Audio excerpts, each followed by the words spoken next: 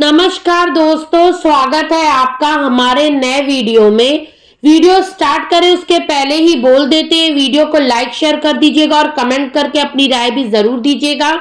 Channel पर अगर आप पहली बार आए तो फटाफट से चैनल को सब्सक्राइब कर लीजिएगा। तो दोस्तों, हम बात करने वाले हैं आकांक्षा की शादी के ऊपर, जो कि बहुत बवाल मचा हुआ है और उनके जो भी करीबी लोग उस समय उस शादी में मौजूद थे, वहां से कुछ लोगों ने वीडियोस रिकॉर्ड करे और सोशल मीडिया पर अपने अपने चैनलों पर अपलोड करा। यहां तक कि गांव वालों ने जो पंचायत करी थी उसका भी वीडियो सामने आ चुका है। किसी ने 3 मिनट का, तो किसी ने 5 मिनट का, तो किसी ने 8 मिनट का फुल वीडियो अपलोड करा है, जिससे कुछ अलग ही कहानी और सच्चाई समझ में आ रही है। जो लोग अचानक से आकांक्षा और अजय की शादी पर सवाल उठा रहे थे और उन्हें ऐसा लग रहा था कि दबाव बनाकर उसे मजबूर कर शादी करा गया है, तो देखने से साफ साफ पता चल रहा था उस पंचायत वाले वीडियो से कि उसके ऊपर दबाव तो बनाया गया है, लेकिन इतनी जल्दी इस दबाव बनाने का क्या रीजन था यही समझ में नहीं आ रहा है।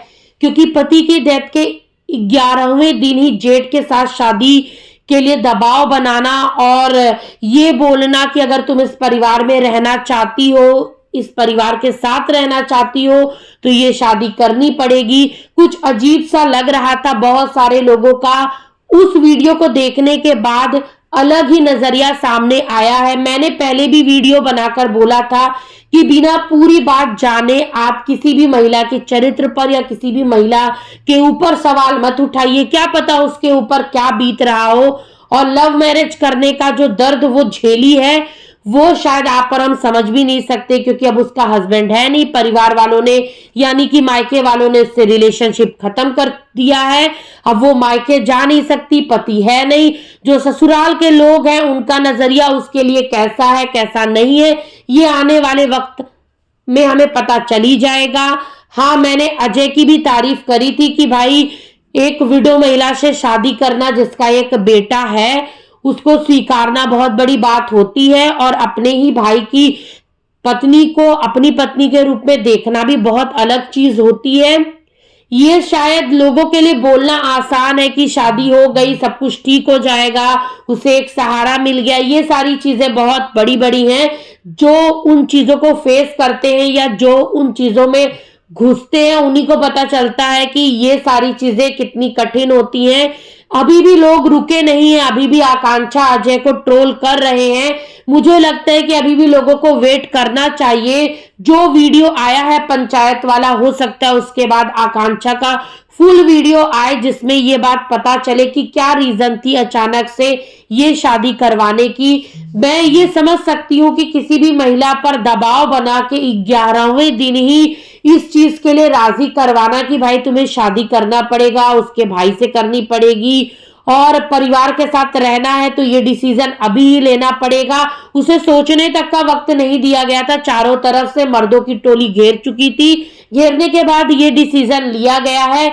आप देख सकते थे उस वीडियो में वो किस तरीके से रो रही थी। वो अपना पक्ष भी शायद रख नहीं सकती थी। अगर उसके मायके वाले रहते तो उसका पक्ष रखते, लेकिन उसके साइड से बोलने वाला वहां कोई नहीं था। जो वहां के बड़े बुजुर्गों ने, गांव के लोगों ने जो डिसीजन लिया, उसने उस बात को स्वीकार कर लिया। अब उसे ये बात अच्छे से पता है कि अमर तो साथ है नहीं, उसके मायके वाले उसको संभालने वाले हैं नहीं, तो बचा कौन? उसके बूढ़े सास ससुर और ये जेठ, तो इन्हीं के भरोसे उसकी जिंदगी कटने वाली है। तो जो लोग अभी उनकी शादी के बाद उनको ट्रोल कर रहे हैं या अलग प्रकार से ज्ञान देने की कोशिश कर रहे हैं, मुझे लगता है कि उसको इस चीज से बाहर आने दीजिए, रिकवर करने दीजिए। उसके बाद वो खुद ही ये सारी चीजों पर अपना पक्ष रख सकती है।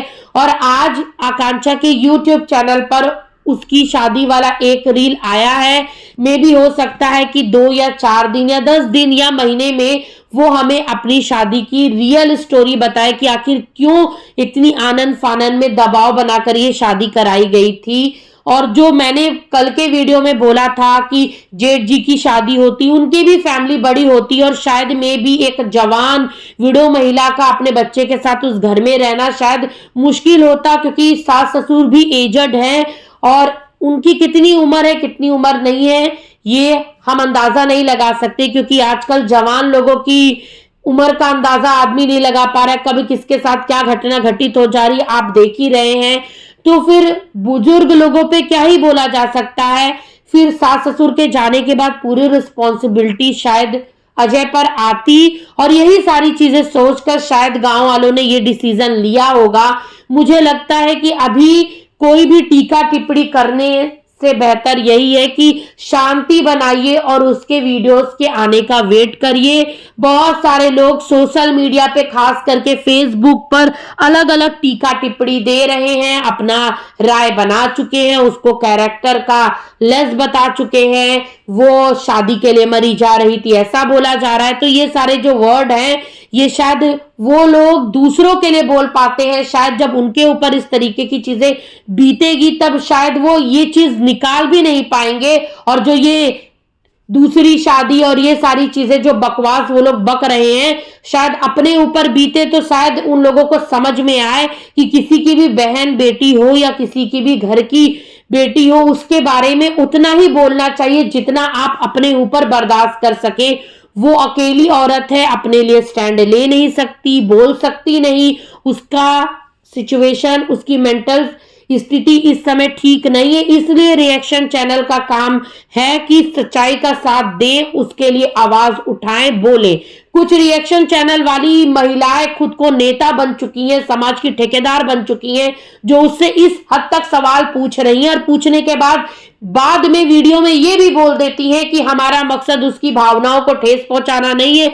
इनडायरेक्टली वे में आपने उसको कैरेक्टरलेस बोल दिया, आपने उसको मतलब क्या क्या शब्दों से संबोधित कर दिया, भैया को सैया बना दिया, ऐसे वर्ड आप बोल ही जा रही हैं। उसके बाद आप ये उम्मीद करती हैं कि वो आप लोगों को गलत ना बोले या फिर आ और बद्दुआ उसके दिल से ना निकले। मतलब कि थोड़ा सोच और समझ कर आप लोग रिएक्शन दीजिए। मेरे हिसाब से किसी के वीडियो के आधार पर हमें रिएक्शन देने का अधिकार यूट्यूब देता है, ना कि उसके पर्सनल जिंदगी में घुसकर हमें रिएक्शन देने का हक है। जो उसके हस्बैंड के साथ हुआ वो ये लोग सोशल मीडिया पे डाले भी नहीं थे।